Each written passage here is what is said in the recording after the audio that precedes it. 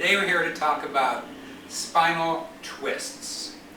And what you're going to notice is how much these include many of the principles and practices that we've already talked about. We're going to be looking at shoulders down first, then back. We're going to be looking at an engagement through the psoas to create a connection from the top of the body to the bottom of the body. We're going to be looking at oppositional strain of the hips and the shoulders, taking what we call dynamic tension and allowing movement to coexist with stability. So that's a concept we talk about tensegrity. So we're going to first start on the hands and knees, because we can isolate the movement of the shoulders very well from that place and start the beginning of an appropriate twist of the spine. We've already discussed that most of the twisting in the back occurs in the middle part of the spine, the thoracic spine, and the hips. The body is designed to have a twisting portion go into an up and down portion. Now the hips twist and the knees are pretty much up and down joints. So there's always something to stop the process of one function as it moves into the other, so that the body has leverage to move and resist and work against. So as we get on the hands and knees, you want to keep your knees under your hips, hands under your shoulders, shoulder blades down first and then back to create the stability.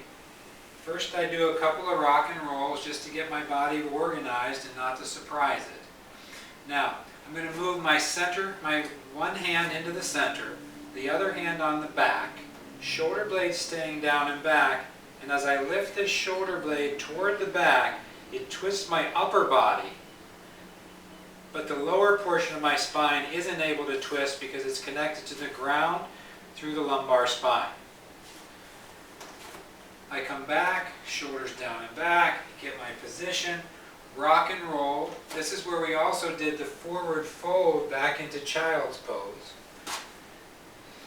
Shoulder blades down and back, hand moves to the center, shoulder blade down and back, and now I'm twisting. And that's isolating the twist just into the shoulders. As we move this to the sitting position, we have to get into seated pose. So we rock and roll forward and backward with the shoulders down and back, lean forward, internal rotation of the hips down into the sit bones. There's a video on the sitting pose. Now, I start with the twisting of the upper back, and this is very similar to what I just did. With the shoulders down and back, that's all the more my thoracic spine can twist. As this hip moves in and forward, it allows more twisting because now we're adding the hip rotation with the upper back rotation. Shoulders can stay down and back, the shoulders go as far as they can, and then the hip rotates to allow further. So the shoulders twist, in and forward, shoulders twist, in and forward, shoulders twist, in and forward. Now, if I keep my head back facing you, as I do that, with the shoulder blades down and back, there's much more twisting. It gets into the kidneys, adrenals, pancreas, spleen, stomach, gives the body a good twist, helps the lymph or the fluid that's circulating around your body move. And it's very much in line with rollerblading, ice skating, horseback riding, golf, tennis. So we get the shoulders down and back, twisting with the hips. We can do this another way, standing. And we would start in the forward fold. So I'm going to start in a little bit of a walking pose. Opposite arm, opposite leg, into a forward fold. Now I'm here where my back can go up and down. That's how the lumbar spine moves. Keeping my shoulders down and back. Starting with the shoulder rotation.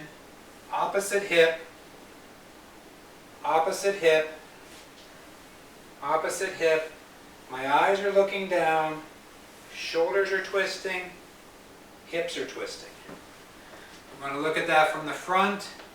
We get into a forward fold that isolates the lumbar spine. We can rock and roll. We can engage.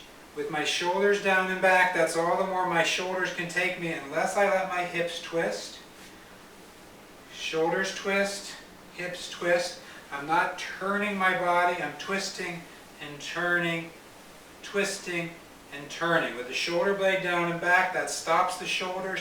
The opposite hip comes forward and in, forward and in, forward and in.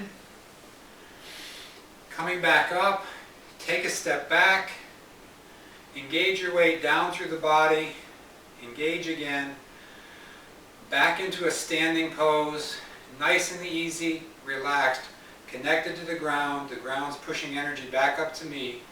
The foundational movement practices and principles bring us back to the same place, a grounded, connected, stable connection with the earth.